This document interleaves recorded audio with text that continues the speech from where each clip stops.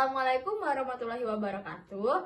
Alhamdulillahirabbil alamin. Segala puji bagi Allah Subhanahu wa taala, Tuhan semesta alam yang telah memberikan kita nikmat kesehatan sehingga kita bisa merasakan kenikmatan dunia pada hari ini. Salat berserta salam tak lupa kita tunjukkan kepada Nabi besar kita, Nabi Muhammad SAW. Hadirin sekalian, izinkan saya menyampaikan ceramah tentang mental health dan pergaulan bebas remaja. Remaja adalah masa peralihan kanak-kanak menuju dewasa. Di masa ini, seseorang sedang mencari jati dirinya yang ingin diakui, seringkali ingin mencoba hal-hal baru. Sayangnya, di era modern sekarang, banyak golongan yang mempengaruhi mental dan pergaulan remaja, mulai dari sosial media, tontonan, pertemanan yang bebas, hingga gaya hidup yang jauh dari nilai-nilai agama. Banyak remaja yang akhirnya merasa tidak percaya diri, tidak cukup, dan merasa bahwa hidupnya tidak berarti oleh orang lain. Akibatnya muncullah stres, kecemasan, tidak percaya diri, dan inilah yang disebut dengan krisis kesehatan mental di kalangan remaja.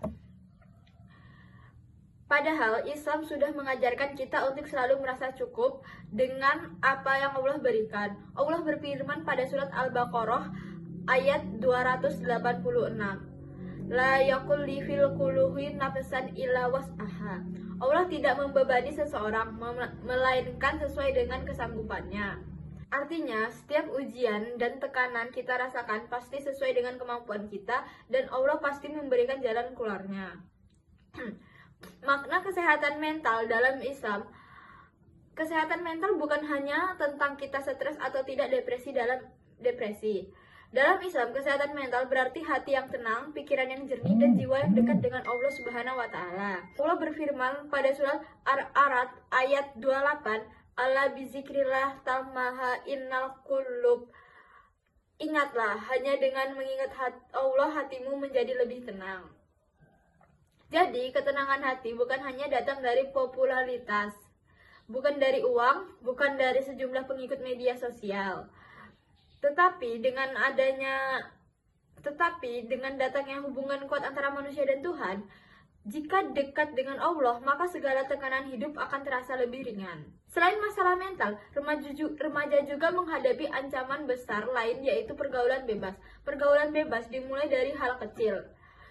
Pergaulan bebas itu terjadi dari hal kecil, misalnya obrolan tidak pantas, pacaran yang berlebihan, kemudian penggunaan media sosial tanpa batas, hingga akhirnya terjerumus ke perilaku zina, narkoba, dan tindakan yang dilarang oleh agama. Padahal Allah sudah mengingatkan dalam surat Al-Isra ayat 32, "Dan janganlah kamu mendekati zina. Sesungguhnya zina itu adalah perbuatan keji dan jalan yang buruk." Allah tidak mengatakan jangan berzina, tapi jangan mendekati zina. Artinya hal-hal yang menuju jalan zina harus dijauhi, termasuk pergaulan bebas dan hubungan tanpa batas. Pergaulan bebas tidak hanya merusak moral, tapi juga menghancurkan masa depan. Banyak remaja yang kehilangan cita-cita, hingga kepercayaan dirinya, bahkan kehilangan arah hidup karena terjebak dalam pergaulan yang... Teman-teman, Islam sudah memberikan panduan yang sangat indah kepada kita agar bisa menjaga diri. Ada beberapa hal yang bisa kita lakukan agar tidak terjerumus kepada hal-hal yang berdosa. Yang pertama, dekatkanlah diri kepada Allah Subhanahu wa taala. Yang kedua, rajinlah sholat, membaca Al-Quran, dan berdoa membuat diri lebih tenang dan pikiran lebih jernih. Dan pilihlah teman yang baik. Muhammad SAW bersabda, "Perumpamaan teman yang baik dan teman yang buruk adalah seperti penjual minyak wangi dan pemandai besi. Teman yang baik akan membawa kebaikan dan teman yang buruk akan menjerumuskan kita."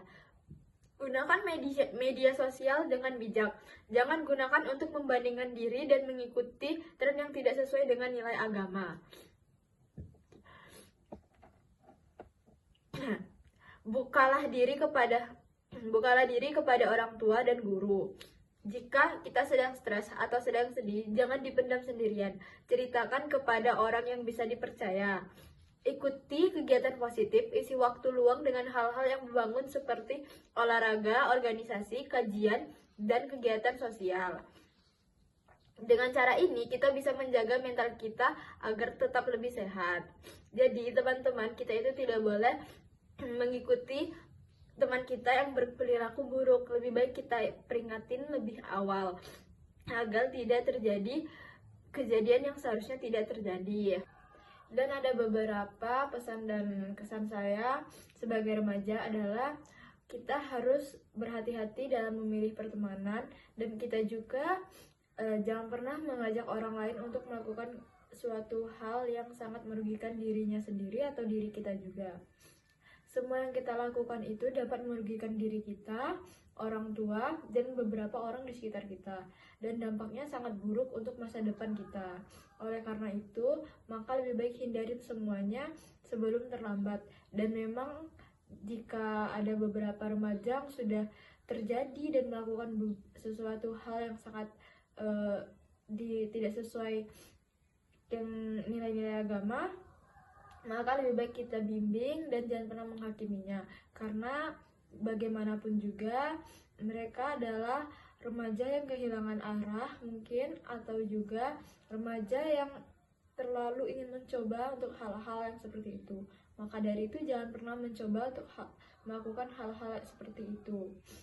Dari sini kita belajar bahwa mempelajari agama dan melakukan kegiatan positif itu dampaknya sangat bagus.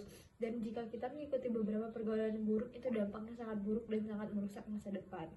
Apapun yang kita lakukan hari ini akan berdampak di masa depan. Baiklah teman-teman, penyampaian ceramahnya sampai di sini saja. Mari kita jadi diri kita sebagai remaja yang tangguh, cerdas, serta berakhlak mulia dan mampu menjadi teladan bagi orang lain. Jangan sampai kita termasuk golongan orang yang rusak, pergaulan bebas, tetapi jadilah remaja yang berbeda dan memegang teguh nilai-nilai agama. Sebagai penutup, marilah kita panjatkan doa. Robbana atina fid dunya hasanah wa fil akhirati hasanah wa qina azabannar. Amin ya rabbal alamin. Wassalamualaikum warahmatullahi wabarakatuh. Terima kasih.